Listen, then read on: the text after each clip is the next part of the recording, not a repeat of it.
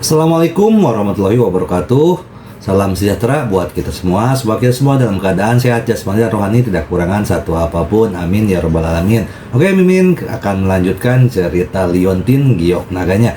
Oke, kita lanjutkan saja ceritanya. Tapi yang belum tekan like dan mengaktifkan tanda notifikasi loncengnya, bantu Mimin terlebih dahulu menekannya. Terima kasih Tuan dan Nona. Lanjut. Bab 2421 sampai bab 2424. Kota Hong Kong dan kota Makau tidak jauh dari sini. Setelah menempuh perjalanan laut selama setengah hari, kapal pesiar tersebut sampai di pelabuhan Makau. Semua orang turun dari kapal dan menuju ke kasino paling terkenal di Makau, dipimpin oleh Duduan. Begitu beberapa orang keluar dari gerbang pelabuhan, sebuah mobil bisnis Buick hitam sudah menunggu di sana. Semuanya masuk ke dalam mobil.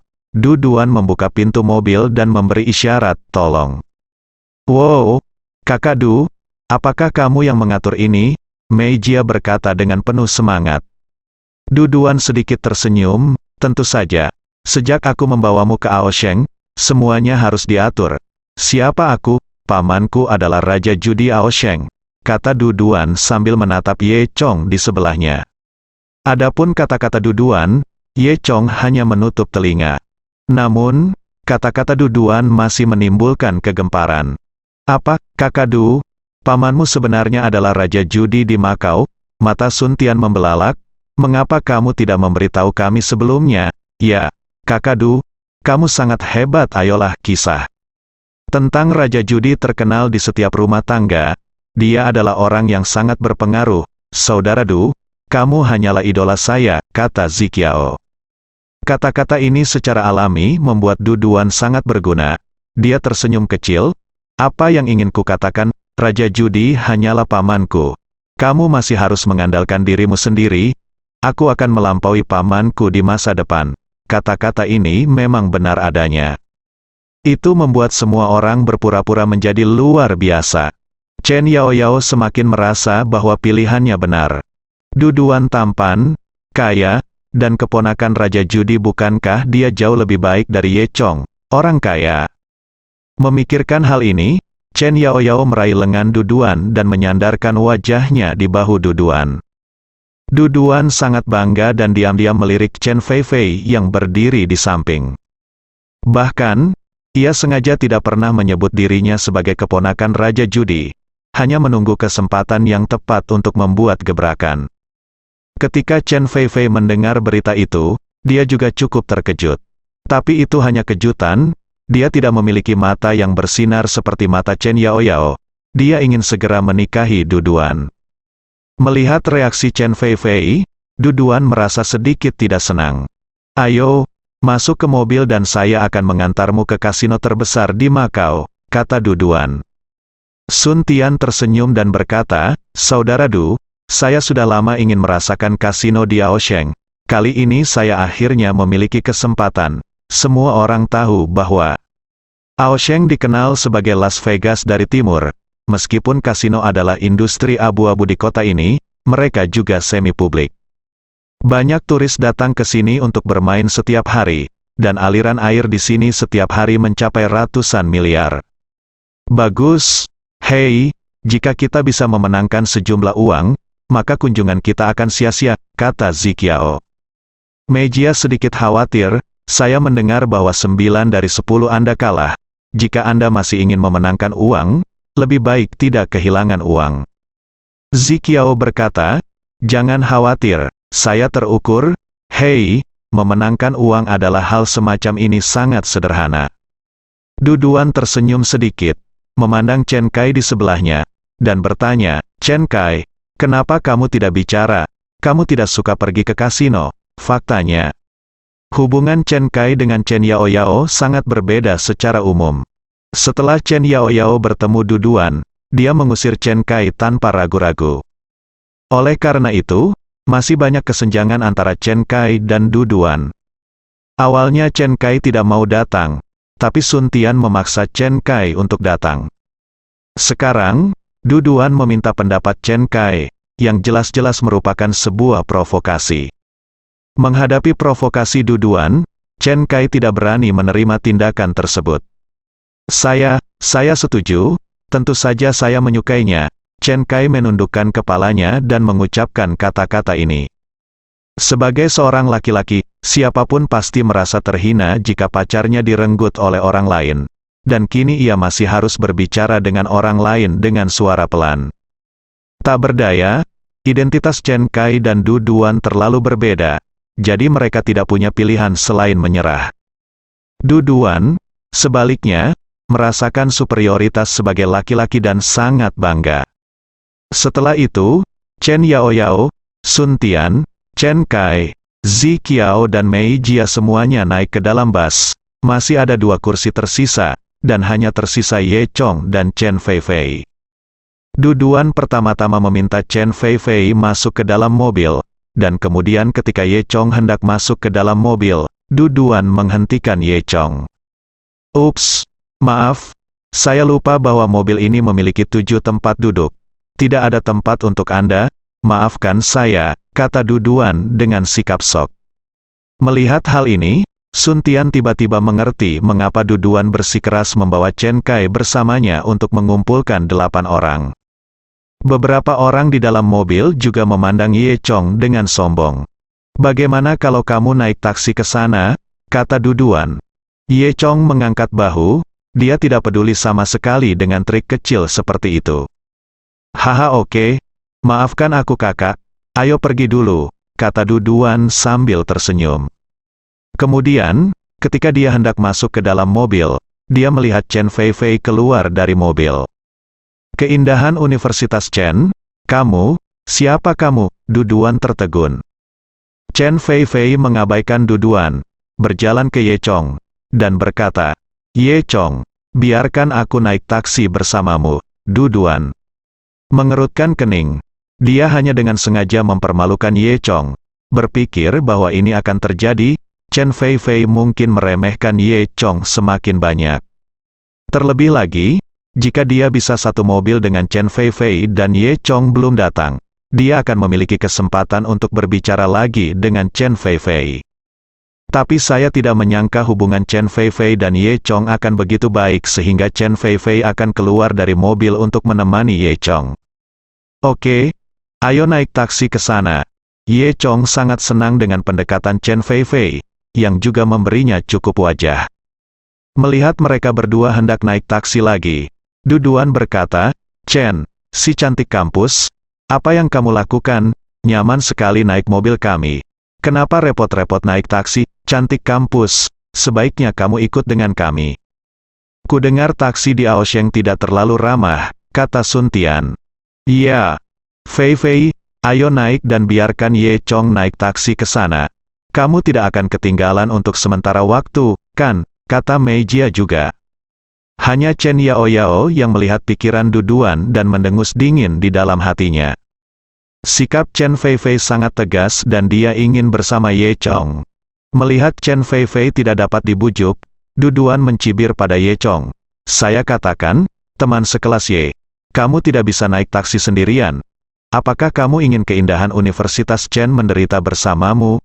Naik mobil pribadi jauh lebih nyaman daripada naik taksi. Itu benar. Kami harus menjaga saudara Du kami di Aosheng, Ye Chong.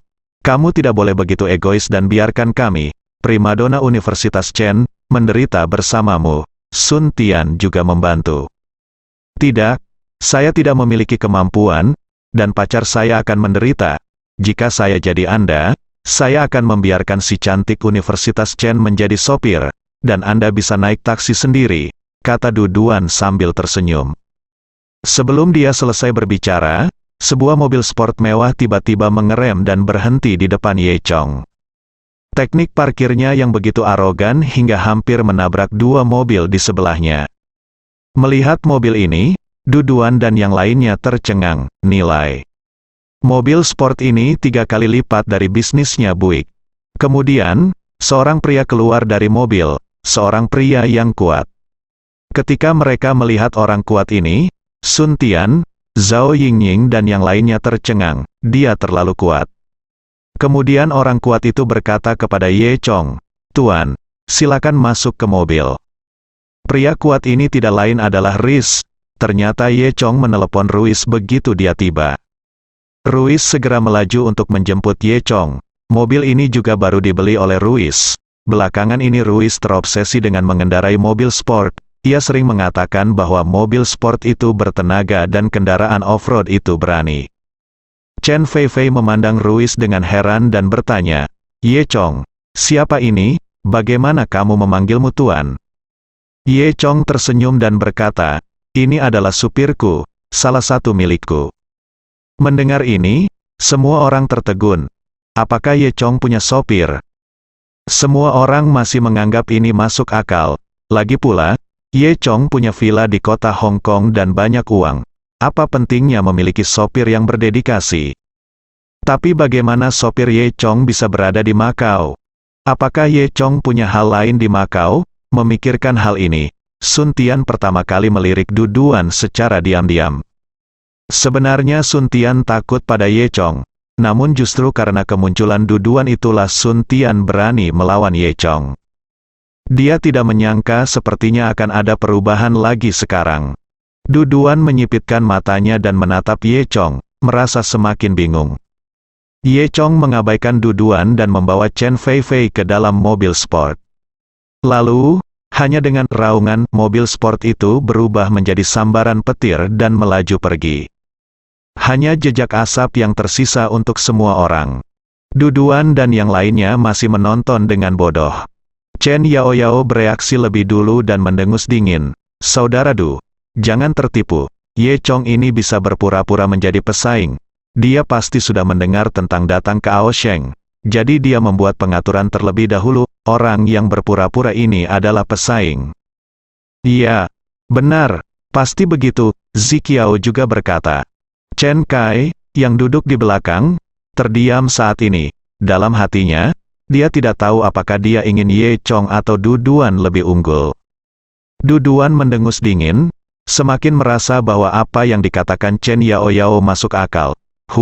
Cepat atau lambat dia akan ketahuan, masih lama. Setelah mengatakan itu, Du Duan masuk ke dalam mobil dan menutup pintu. Pintu dengan kuat. Di sisi lain, Ruiz sangat tidak sabar sehingga setelah Ye Chong dan Chen Feifei masuk ke dalam mobil, dia mengendarai mobil sport itu dengan kecepatan kilat. Harus dikatakan bahwa mobil sport ini dapat dihidupkan dengan sangat cepat, ditambah dengan skill Ruiz yang luar biasa, ia mampu terbang ratusan meter dalam waktu kurang dari sekejap mata. Saat mengemudi, Ruiz berkata dengan bangga, "Bagaimana, apakah mobil ini cepat? Sekarang, saya sudah menyukai perasaan terbang dekat dengan tanah." Ye Chong memiliki garis hitam di wajahnya dan bertanya, "Terbang lebih lambat. Lakukan, kamu tahu kemana kita akan pergi?" Ketika Ye Chong bertanya, Ruiz juga tertegun, dan kemudian dia ingat bahwa dia tidak tahu kemana kita akan pergi. Kita mau kemana?" tanya Ruiz. Ye Chong tersenyum pahit dan berkata, "Bagaimana saya tahu?" Ye Chong masuk ke dalam mobil dan hendak membuka jendela untuk bertanya kapan Ruiz menginjak pedal gas dan pergi. Pada akhirnya, Chen Feifei lah yang menelepon Mei Jia, dan mereka mengetahui bahwa tujuan mereka adalah kasino naga emas. 1 jam kemudian, Ruiz pergi ke Golden Dragon Casino. Mobil Du Duan dan lainnya baru saja tiba di pintu masuk kasino. Faktanya, Ruiz mengemudi ke arah yang salah, sehingga dia datang terlambat setengah jam. "Haha, mobil sport ini kelihatannya bagus, tapi aku tidak menyangka akan begitu lambat." Du Duan keluar dari mobil dan berkata pada Ye Chong sambil tersenyum. Chen Yaoyao juga turun dari mobil dan berkata dengan marah, "Itu benar, dia bukan aktor sementara, dia tidak bisa mengemudi." "Bukan, sial, menurutmu siapa yang tidak bisa mengemudi?" Ruiz benci jika ada orang yang tidak bisa mengemudi. "Bilang dia tidak bisa mengemudi." Kata-kata Chen Yaoyao langsung membuatnya marah. Ruiz meninju pohon besar di dekatnya, mengguncang pohon itu 3 kali. Jika ini mengenai seseorang, mungkin tulangnya akan patah. Chen Yaoyao terkejut dan segera bersembunyi di balik Du Duan. Du Duan juga ketakutan. Awalnya dia ingin mengejek Ye Chong, tapi saat melihat penampilan Ruiz, dia tidak berani membuka mulut. Ye Chong tidak tahu apakah harus tertawa atau menangis, berpikir bahwa Riz benar-benar pemarah.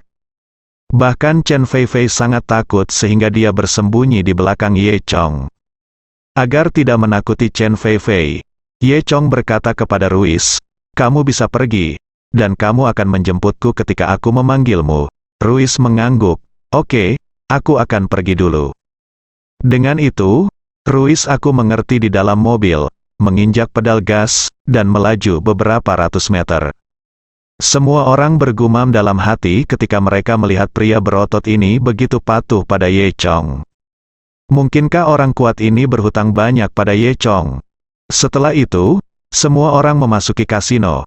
Kasino Golden Dragon ini adalah kasino paling terkenal dan terbesar di seluruh kota Makau. Tidak hanya di Makau, tetapi juga di dunia, Golden Dragon Casino menduduki peringkat terbaik. Di mata orang asing, Golden Dragon Casino adalah tempat di mana emas bertabur di mana-mana, dan sesampainya di sana, Anda bisa melihat harta karun yang tak terhitung jumlahnya. Oleh karena itu, banyak sekali penjudi dari seluruh dunia datang ke sini setiap hari. Ye Chong melihat banyak orang dengan penampilan berbeda, mengenakan pakaian cerah atau compang camping, berjalan dengan ragu-ragu dari pintu masuk kasino. Namun orang-orang ini bermimpi memungut emas di dalamnya. Namun nyatanya kebanyakan dari mereka tidak akan kehilangan apapun di dalamnya. Du Duan memimpin semua orang masuk, dan kemudian berkata dengan bangga, "Kamu mungkin tidak tahu bahwa pamanku menghasilkan banyak uang di sini. Dia berjudi di sini selama 3 hari 3 malam, tanpa kalah satu pun permainan, dan dia menjadi terkenal dalam satu pertempuran. Sejak itu, dia dijuluki Raja Perjudian." Wow, luar biasa, saya sangat ingin melihat seperti apa Raja Perjudian saat itu. Sun Tian tidak membuang waktu untuk menyanjungnya. "Iya, Kakak Du, pamanmu benar-benar hebat. Kapan kamu akan menunjukkan keahlianmu kepada kami?" kata Ziqiao. Du Duan tersenyum sedikit, melirik ke arah Chen Feifei di sebelahnya, dan melanjutkan, "Ya, paman saya menghasilkan banyak uang di sini. Kemudian, ketika kekayaannya semakin banyak, dia membeli kasino ini, kasino ini. Dari keluarga saudara Du, luar biasa," kata Sun Tian. Ziqiao berkata, "Saya sudah lama mendengar tentang kasino naga emas ini. Ini sangat terkenal secara internasional. Saya benar-benar tidak menyangka bahwa ini adalah milik keluarga Du Ge. Maka kami tidak takut kehilangan kapan kita bermain di sini." Kata Mei Jia bersemangat. Du Duan terkekeh, "Semuanya, saya datang ke sini hari ini hanya untuk bersenang-senang. Tentu saja saya tidak takut kalah. Apa yang Anda takutkan kehilangan di wilayah Anda sendiri?" Ye Chong tidak mengatakan sepatah kata pun tentang ini. Du Duan mungkin belum mengetahuinya, tapi Du Sengkuan sudah bangkrut. Dan kasino ini sekarang menjadi industri yang dimiliki oleh organisasi amal. Pemilik kasino sebenarnya adalah Zhao Lubai. Zhao Lubai ingin membatalkan kasino ini untuk waktu yang lama, tetapi dia tidak tahan dengan keberatan masyarakat Aosheng, jadi dia menyimpannya. "Haha, Kakak Du, kalau dipikir-pikir, kamu masih hebat. Jadi bagaimana jika beberapa orang punya uang, kamu bisa berpura-pura menjadi hebat. Jika kamu punya kemampuan, kamu bisa memiliki kasino di rumah," Sun Tian berkata dengan marah. Ye Chong mengabaikan orang-orang ini dan berjalan masuk bersama Chen Feifei. Kasino ini sangat bising. 2 pelayan berdiri di depan pintu, satu di kiri dan satu lagi di kanan. Ketika Ye Chong dan yang lainnya tiba, mereka membuka pintu. Begitu pintu terbuka, lampu kristal yang menyilaukan di dalamnya keluar seperti banjir. Sun Tian, Chen Kai, Ziqiao dan Mei Jia semuanya membelalak, merasa seolah-olah berada di dunia baru. Bagaimanapun, mereka semua adalah pelajar, dan ini adalah pertama kalinya mereka melihat kasino yang sangat mewah. Chen Feifei juga menutup mulutnya dan memegang erat lengan Ye Chong dengan satu tangan, terlihat sedikit gugup. Ini juga pertama kalinya dia berada di tempat seperti ini. "Guru Ye, apakah ini? Apakah ini kasino? Besar sekali." Chen Feifei menghela nafas. Ye Chong tersenyum dan berkata, "Tidak ada yang baik tentang tempat seperti ini. Jika saya tidak di sini, Anda tidak boleh datang ke tempat seperti itu di masa depan. Chen Feifei sangat gugup sekarang sehingga dia melupakannya dan langsung memanggil Ye Chong. Ye Chong, guru, berseru. Du Duan, Sun Tian dan orang lain di sebelah mereka semua mendengar kata-kata Chen Feifei. Apa, kamu memanggilnya guru Ye? Guru? Du Duan memandang Chen Feifei dengan rasa ingin tahu. Chen Feifei tersipu dan mengatakan sesuatu yang buruk di dalam hatinya.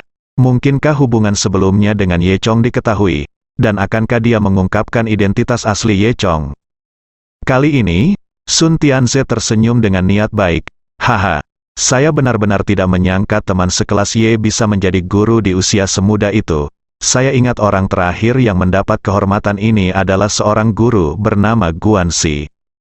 Ye Chong menyentuh hidungnya, tercengang. Haha, sepertinya guru Ye memanggil Fei Fei banyak hal.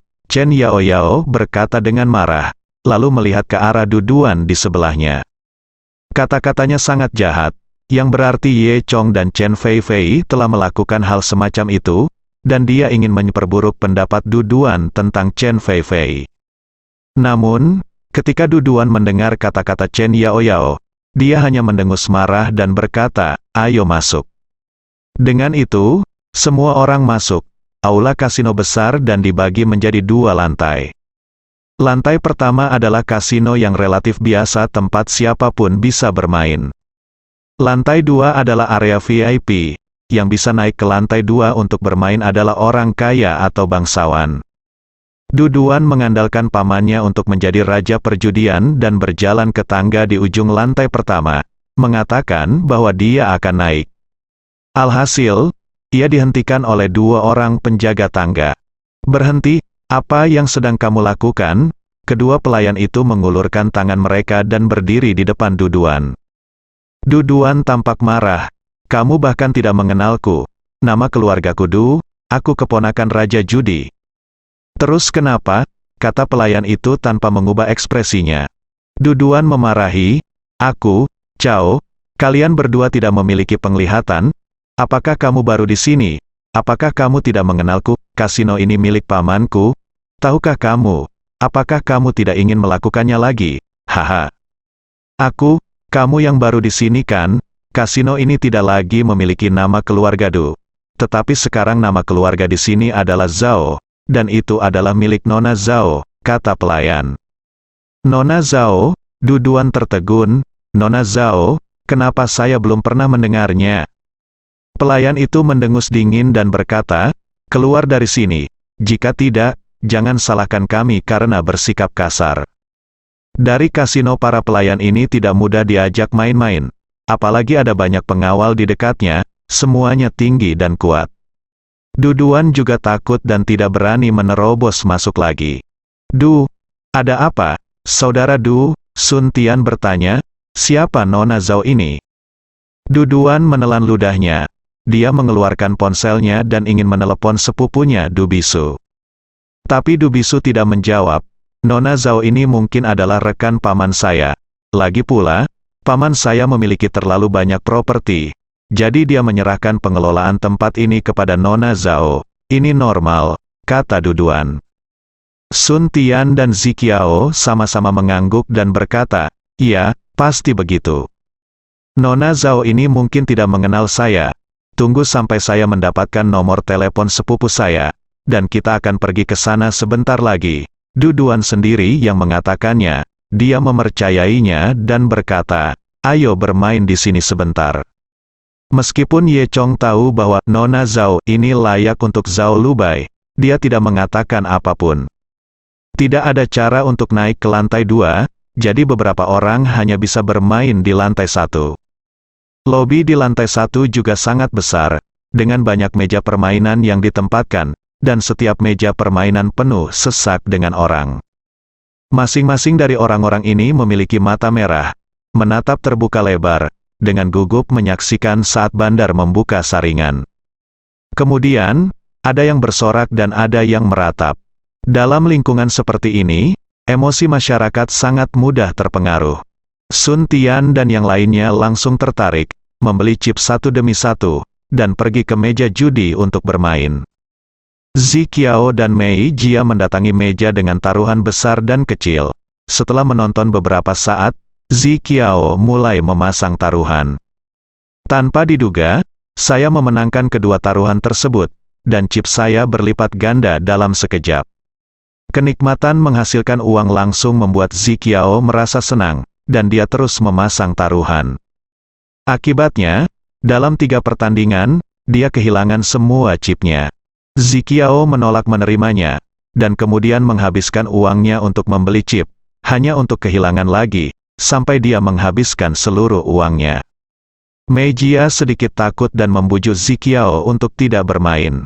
Tapi Ziqiao terus berjalan. Ketika dia kehabisan uang, dia pergi ke Sun Tian untuk meminjamnya. Sun Tian adalah generasi kedua yang super kaya dan memiliki hubungan baik dengan Ziqiao. Jadi dia meminjamkannya 50.000 yuan kepada Ziqiao. Kemudian Ziqiao membeli chip tersebut dan terus bermain. Ye Chong melihat Ziqiao seperti ini, jadi dia menyarankannya untuk berhenti bermain. Kamu peduli padaku? Ziqiao telah jatuh ke dalam kondisi setengah gila. Lalu, Ziqiao meninggalkan Ye Chong dan pergi bermain sendiri. Mei Jia akhirnya bangun, dan matanya menjadi merah saat melihat Ziqiao seperti ini. Sun Tian, Du Duan, Chen Kai dan yang lainnya semuanya bermain di tempat lain, dan tidak ada yang memperhatikannya. Mei Jia tidak punya pilihan selain bertanya pada Ye Chong. Chen Feifei juga merasa kasihan pada Mei Jia dan bertanya pada Ye Chong, apa yang harus kita lakukan? Ye Chong memandang Ziqiao dari kejauhan. Pada saat ini, Ziqiao sedang berdiri di bawah spanduk bertuliskan, kamu tidak akan kalah jika berjudi. Seperti orang-orang di sekitarnya, matanya sangat gila hingga merah darah, dan dia terus-menerus membuang uang untuk perjudian tersebut. Meja. Ye Chong berkata dengan tenang, jangan khawatir, selama aku di sini, tidak ada hal besar yang akan terjadi, kebetulan kali ini aku akan memberinya pelajaran. Mei Jia masih sangat khawatir. Namun, Chen Feifei sangat mempercayai perkataan Ye Chong. Dia menghibur Mei Jia dan berkata, Mei Jia, jangan khawatir. Karena Ye Chong berkata demikian, tidak akan terjadi apa-apa pada Ziqiao. Di sisi lain, Sun Tian dan Chen Kai berada juga di sisi lain meja permainan, kalah telak. Ada juga spanduk di atas meja judi mereka yang bertuliskan, judi kecil-kecilan menyenangkan, perjudian besar-besaran lebih menyenangkan. Namun, Sun Tian telah melihat dunia dan memiliki pengendalian diri. Dia kehilangan semua uang yang dibawanya, tetapi dia sadar dan tidak melanjutkan perjudian. Tepat ketika Ye Chong sedang mengobrol dengan Chen Feifei dan Mei Jia, Du Duan berjalan dengan angkuh. Bagaimana kabarmu, teman sekelas Ye Chong? Apakah kamu ingin bermain denganku? Meskipun Du Duan memiliki senyuman di wajahnya, masih terlihat bahwa Du Duan tidak hanya ingin bermain. Niatnya lebih besar adalah untuk menghancurkan Ye Chong. Tidak peduli seberapa kaya atau berkuasanya seseorang, jika dia terlibat dalam perjudian, dia pasti akan menjadi jahat. Du Duan mengetahui hal ini dengan sangat baik. Ye Chong mengangkat bahu dan berkata, lupakan saja. Dia tidak tertarik bermain dengan Du Duan. Pada saat ini, Sun Tian dan Chen Kai, yang kehilangan uang, juga datang. Chen Yaoyao telah mengikuti Du Duan. Ziqiao kini menjadi gila, matanya merah darah, rambutnya acak-acakan, dan dia berjudi dengan energi. Ada apa, teman sekelas Ye Chong? Bukankah kamu sangat kuat? Apakah kamu tidak berani bermain dengan kakak Du? Sun Tian berkata sambil tersenyum. Chen Kai terdiam dan tidak berkata apa-apa. Chen Yaoyao tidak peduli dengan perasaan Chen Kai sekarang dan sepertinya sangat dekat dengan Du Duan. Benar, teman sekelas Ye, kamu selalu memamerkan betapa kayanya dirimu. Tapi kenapa kamu tidak bermain beberapa permainan saja di kasino? Apa gunanya itu? Kata Chen Yaoyao sambil memeluk lengan Du Duan. Du Duan tersenyum dan berkata, kita, jangan membicarakan tentang siswa Ye. Saya pikir ini mungkin pertama kalinya siswa Ye datang ke tempat seperti ini. Wajar jika dia sedikit gugup dan tidak berani bermain. Sun Tian terkekeh dan berkata, teman sekelas Ye, Orang bilang kasino adalah surganya pria. Sekarang kamu berada di surga. Kamu tidak berani melepaskan dan bermain. Sepertinya kamu masih cukup terkendali dan tidak murah hati. Sun Tian tiba-tiba menjelma menjadi seorang dokter psikologi. Kampus Chen, karena Tuan Ye tidak berani bermain. Jangan ikuti dia, kalau tidak tempat ini akan membosankan. Du Duan tersenyum dan berkata, mengapa kamu tidak mengikutiku dan aku akan mengantarmu ke bermain? Setelah mendengar ini, Chen Yaoyao. Pertama-tama dia mendengus, merasa sedikit tidak senang. Faktanya, Chen Yaoyao sudah merasakan di dalam hatinya bahwa Du Duan ini bukanlah orang baik, dia sudah memikirkan Chen Feifei. Namun, demi kesombongan dan menemukan pria yang lebih baik dari Ye Chong, Chen Yaoyao hanya bisa berkencan dengan pria seperti Du Duan. Tapi Chen Feifei menggelengkan kepalanya dan berkata, aku juga tidak suka berjudi. Feifei, kamu salah mengatakan itu. Kakadu membawa kami ke sini khusus untuk bermain, ini adalah kasino. Kamu bilang tidak menyukainya. Sun Tian menangkap kata-kata Chen Feifei dan segera berkata. Chen Yaoyao juga memeluk bahunya dan berkata dengan marah, itu benar, beberapa orang benar-benar sombong, saudara Du. Bukankah begitu, Du Duan? Masih terus tersenyum dan berkata, Feifei, mungkin kamu memiliki kesalahpahaman di sini. Pokoknya, pamanku dikenal sebagai raja penjudi, dan dia memperoleh kekayaannya melalui perjudian. Chen Feifei tahu bahwa untuk mendukung Ye Chong, dia telah mengatakan hal yang salah dan menarik pengepungan beberapa orang lainnya. Saat ini, dia sedikit malu dan menundukkan kepalanya, wajahnya memerah. Oke, berhenti bicara, Du Duan. Bukankah kamu hanya ingin bermain denganku, lalu aku akan bermain denganmu, kata Ye Chong. Sun Tian mencibir dan berkata, oh, rasanya seperti seorang pahlawan berubah menjadi cantik dalam kemarahan. Haha, oke, kalau begitu ayo bersenang-senang, kata Du Duan. Chen Feifei diam-diam menarik lengan baju Ye Chong dan berkata, Ye Chong, ini tidak bagus. Ye Chong sedikit tersenyum, jangan khawatir. Melihat penampilan percaya diri Ye Chong, Du Duan diam-diam bahagia. Semakin percaya diri orang seperti ini di kasino, semakin besar kerugiannya pada akhirnya. Dia, Du Duan, adalah keponakan Raja Judi Du Sengkuan. Dia sudah mengenal perjudian sejak dia masih kecil, tapi dia tahu banyak tentang perjudian.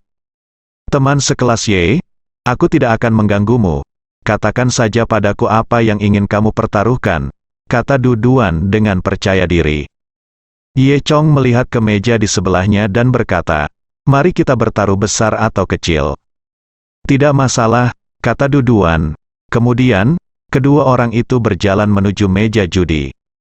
Meja judi ini berbentuk persegi panjang, dilapisi karpet beludru berwarna hijau, dengan kisi-kisi yang dipisahkan warna kuning dan hitam di atas hijaunya, dengan sekitar 10 garis vertikal.